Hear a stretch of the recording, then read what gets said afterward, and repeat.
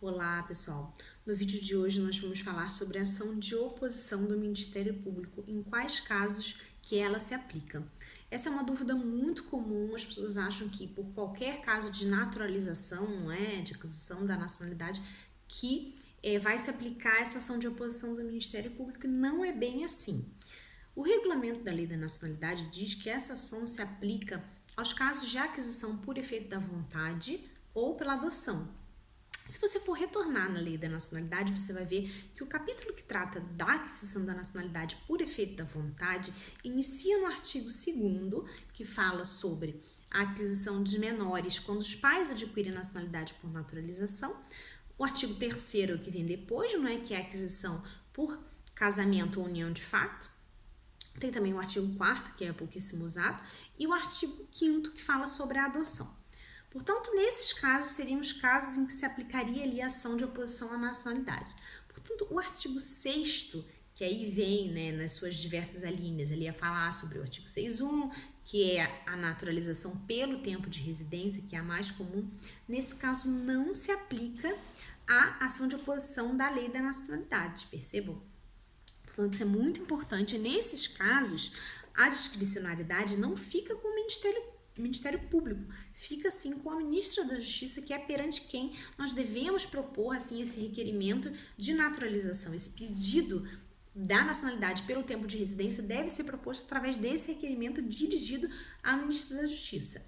Nos outros casos, nós preenchemos aquele formulário, né, DRN, e quando está a sujeitação de oposição, o conservador vai analisar e vai ver se existem ali os requisitos, né, os critérios para uma ligação efetiva presumida. O processo pode dar andamento. Agora, se não existe, não quer dizer que vai ser indeferido. Agora, é claro que se nós vemos que tem ali os requisitos, como segurança, nós podemos dizer o cliente, não é, que propondo o processo. Claro que o advogado nunca vai poder dar garantia de resultado, porque a nossa profissão é de meio, não é de fim, e se te disserem o contrário, estão mentindo. Então, nós não podemos dar garantia de resultado, mas a gente vai te dizer que dentro da lei, com segurança, nós conseguimos propor assim dessa forma. Agora, não quer dizer que nos outros casos vai ser indeferido, porque muitas das vezes a gente junta argumentos, né, enfim, e faz o nosso papel, porque o nosso papel é esse mesmo, né, é de meio, é de usar todos os argumentos para que o cliente tenha a maior chance possível naquele caso. Para quem obviamente conhece, sabe como tratar melhor ali o caso, sabe quais argumentos utilizar, vai dirigir esse requerimento para que ou o Ministério Público entenda que não vá propor uma ação de oposição, ou se caso o Ministério Público propõe essa ação de oposição, aí na Justiça se discutido e por fim o cliente vem ali a ter a nacionalidade deferida ou não. Portanto, quais são os requisitos ali da ligação efetiva presumida com Portugal? O regulamento da Lei da Nacionalidade divide entre menores e maiores, não é? O menor que resida em Portugal legalmente há pelo menos 5 anos, que esteja inscrito na administração tributária aduaneira, né, que tem ali o NIF, e esteja a frequentar um estabelecimento de ensino, então esse menor vai ter ali a sua ligação efetiva com Portugal, a sua ligação efetiva presumida. Portanto, nesses casos, nós podemos dizer com mais segurança que o processo vai poder avançar, não é? Porque ele já tem ali mais garantias de que não seja proposta a eleição de oposição pelo Ministério Público. No caso de maiores, não é? Então, no caso de menor, nós temos ali o artigo 2º, né? Porque é o menor que o pai adquira a nacionalidade por naturalização, ou até mesmo no caso da adoção, porque no caso da adoção também pode se dar quando, obviamente, quando a pessoa tem que ser menor, mas aí no caso que a pessoa vai propor a nacionalidade, se o requerente ainda for menor de idade, vai entrar nesse critério. Mas caso não entre, como nós estamos a dizer, que não é que vai ser indeferido, mas nós temos que juntar todos os elementos possíveis aí para seguir com o processo, tá bem? Portanto, claro, obviamente também que é considerada a idade da criança, né? Porque se for um recém-nascido, não vai estar a frequentar um estabelecimento de ensino. Perceberam? Então, senão quer dizer que vai ser indeferido. Não é, mas é claro que isso, no caso concreto, tem toda uma análise de todos os critérios ali daquele caso. Como se, por exemplo, do recém-nascido também não ia ser exigido que conheça a lei, a língua portuguesa, né? Porque o recém-nascido não fala, né? Nem sequer adquiriu a fala.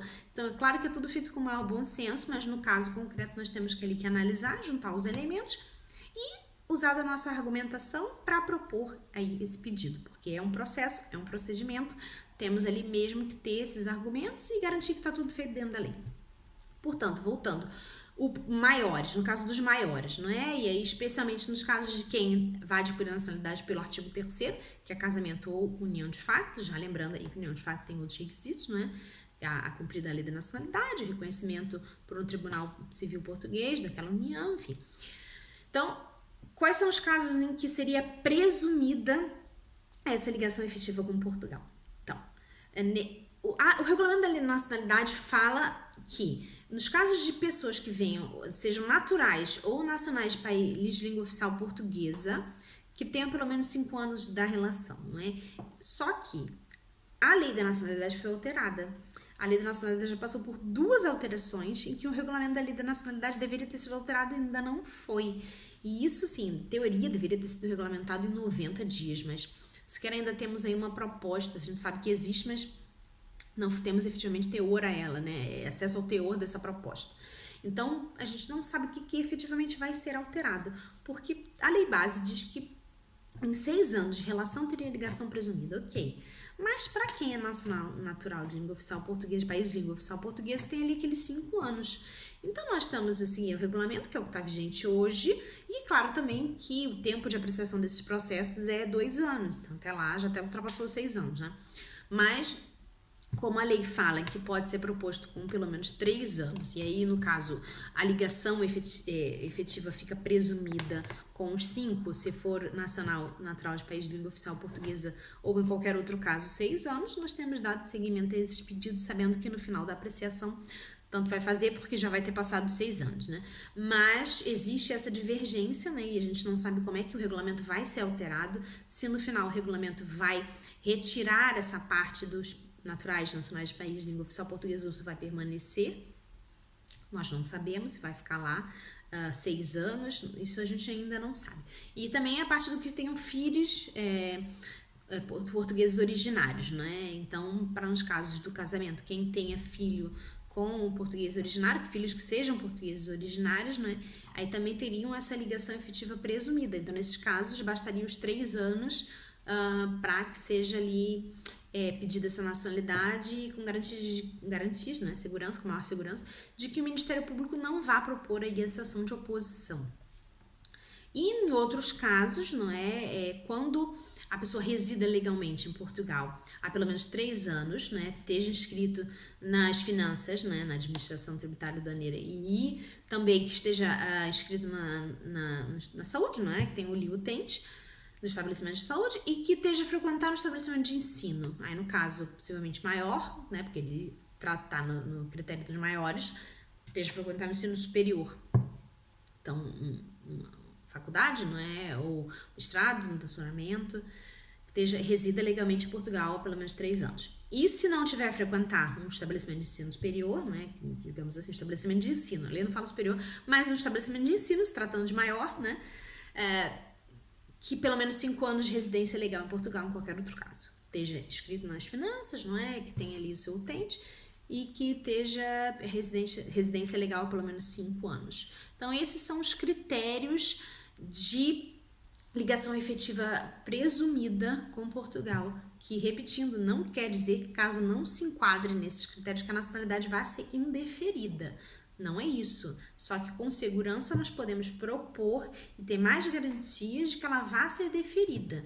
Entretanto, nos outros casos, ou que ainda esteja no Brasil, enfim, a pessoa pode propor, não é? Pode dar entrada no pedido, mas já ciente de que essa situação pode gerar uma ação de oposição do Ministério Público.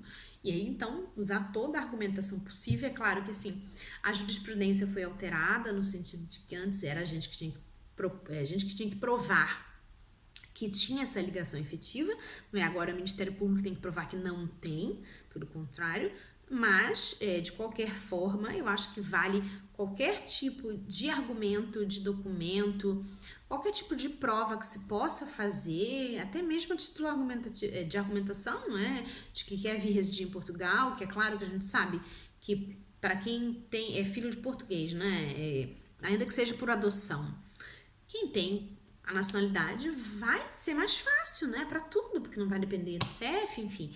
toda a argumentação possível vai ser utilizada, não é, por um profissional ali que vai estar tratando o caso para dar seguimento e garantir com mais efetividade que esse processo siga e que seja favorável.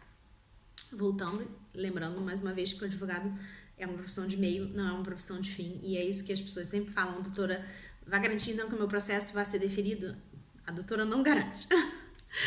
O advogado não pode garantir resultado. O advogado pode garantir meio, é fazer de tudo possível, utilizar todo o conhecimento possível, é utilizar todos os recursos legais para que ao final possa ser deferido seu pedido. Não quer dizer que vai ser, porque não somos nós que canetamos ali, assinamos ao final e damos a nacionalidade, definimos a nacionalidade. Quisera eu, mas não pode. Então, é isso.